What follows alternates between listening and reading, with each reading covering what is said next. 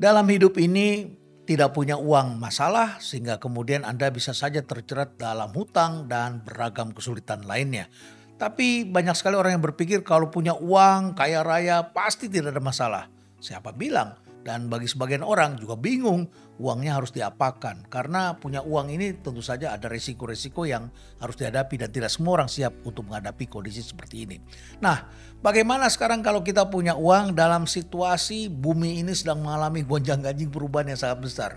Sudah saya ceritakan kepada Anda bahwa kita telah menghadapi disrupsi.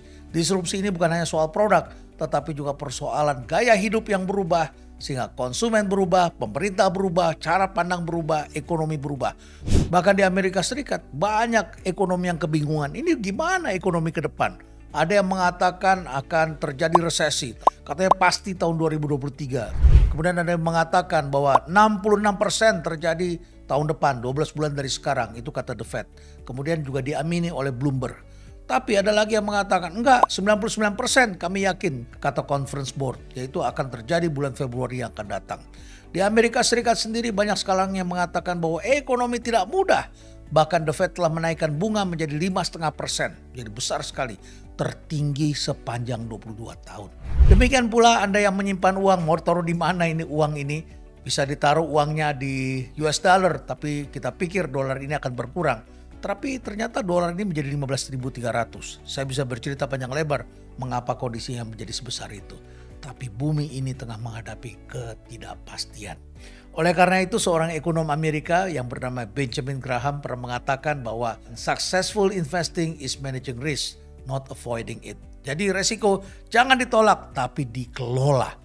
Demikianlah yang terjadi ketika kita menyaksikan bahwa bumi menghadapi perubahan yang sangat besar, terutama bagi Anda yang mempunyai tabungan.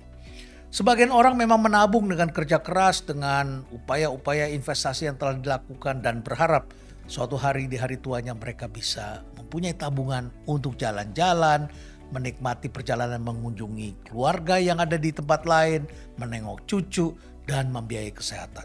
Jangan lupa medical cost ini naik terus sehingga kemudian kita harus menjaga uang kita agar bisa merawat kesehatan di hari tua. Nah, sekarang di mana ya kita menaruh uang kita?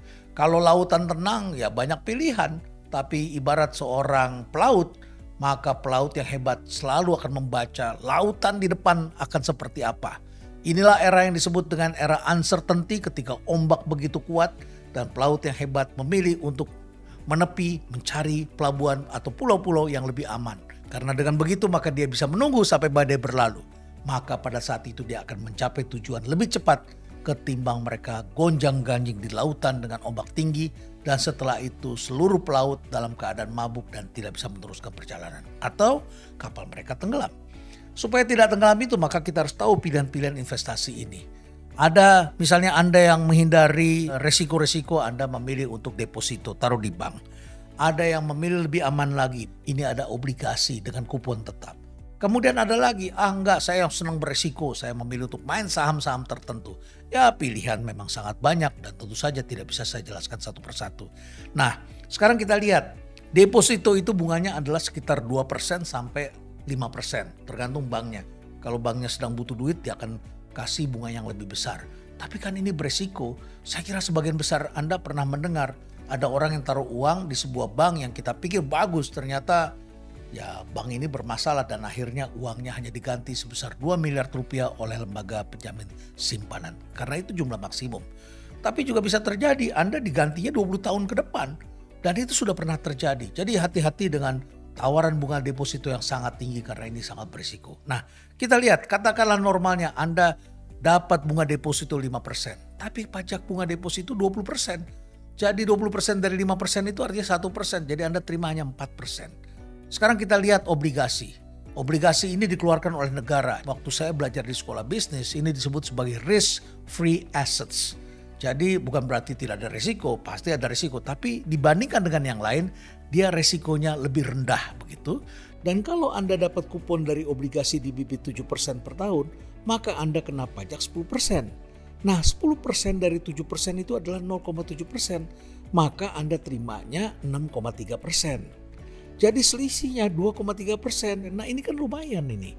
Dan kemudian Anda bisa menerima transfer untuk pembayaran kupon setiap 6 bulan sekali. Sedangkan kalau Anda taruh deposito ya tadi sudah saya sebutkan, Anda hanya dijamin sampai 2 miliar rupiah. Sedangkan kalau obligasi dari negara, dalam sejarah saya tidak pernah mendengar negara gagal bayar obligasi. Walaupun mereka tengah menghadapi krisis. Dan kemudian ini yang disebut sebagai guaranteed return karena bisa dikunci selama 1-25 tahun dan kemudian Anda bisa jual kapanpun Anda mau. Karena inilah mekanisme yang kemudian turut membantu dan memudahkan masyarakat.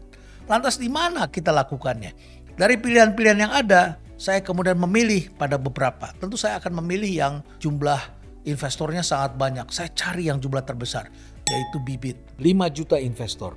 Luar biasa ini karena di sini sangat besar, maka crowdnya sangat banyak. Dan kemudian saya cek lagi, apakah ini terdaftar di OJK? Ternyata terdaftar di OJK.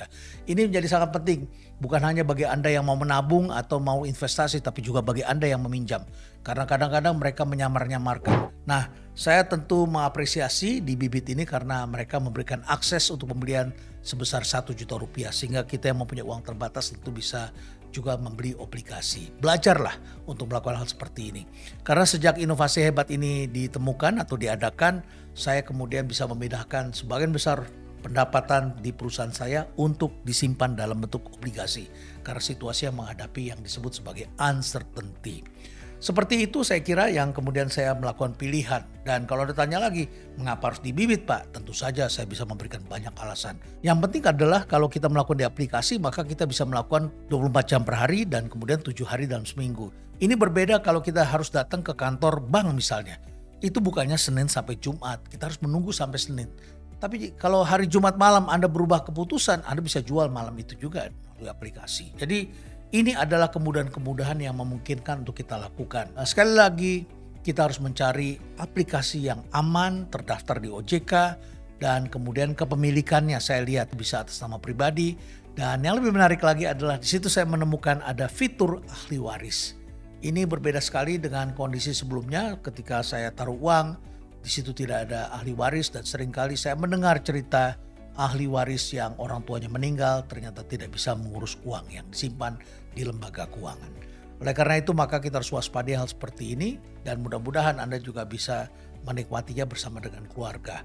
Nah, inilah kelebihan-kelebihan yang terjadi dan tentu saja Anda bisa menggunakan rekening dana nasabah yang ada di BCA. Saya kira pada hari ini hampir semua orang mempunyai rekening di BCA, jadi saya kira mudah sekali bagi kita untuk melakukan transaksi. Di samping itu juga kita bisa monitor di aplikasi. Jadi banyak kesempatan-kesempatan yang sangat menarik dan selebihnya bisa dijual dalam waktu cepat. Jadi Anda fleksibel sekali, tidak perlu menunggu sampai Anda merasa kepepet, Anda bisa menjualnya. Saya kira anytime Anda bisa melakukannya. Akhirnya saya menutup dengan situasi yang dihadapi sekali lagi, tidak punya uang masalah. Punya uang, seringkali kita juga bingung. Kita tentu harus menjadi smart investor. Hari tua kita tentu saja tidak sama ketika kita masih muda. Kita memerlukan dana yang lebih baik. Saya mengutip dengan apa yang dikatakan oleh seseorang yang tidak saya ketahui namanya.